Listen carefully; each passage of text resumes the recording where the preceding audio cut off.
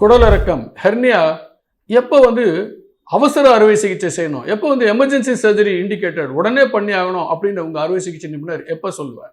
அது நமக்கு இருக்கக்கூடிய நோய் அறிகுறிகளையும் அவர் செய்யக்கூடிய பரிசோதனை முடிவுகளையும் பொறுத்து இருக்குங்க. பொதுவாக 2 நேரத்தில் உடனடியாக அறுவை சிகிச்சை செய்யணும். ஒன்று, குடல் அடைத்திருக்கிறது, அப்ஸ்ட்ரக்டட் ஹெர்னியாஸ். 2வது, அதுக்கான ரத்த ஓட்டமும் தடைப்பட்டிருக்கு, ஸ்ட்ராங்குலேட்டட் ஹெர்னியாஸ் அப்படின்னு சொல்கிறோம். இந்த 2 போது உடனடியாக அறுவை சிகிச்சை செய்யணும். இதை எப்படி நம்ம தெரிஞ்சுக்கிறது?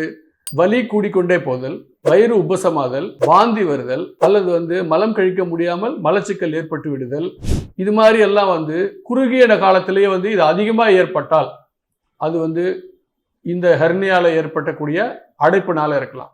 அடுத்தது, தாங்க முடியாத வலி, தீவிரமான வலி. ஏன்னா அங்கே குடல் இரத்த ஓட்டம் இழந்து நசிந்து போகும் வாய்ப்பு இருக்கும்போது ஸ்ட்ராங்குலேஷன் அண்ட் இம்பெண்டிங் பெர்ஃபரேஷன் அப்படின்னு சொல்கிறோம்.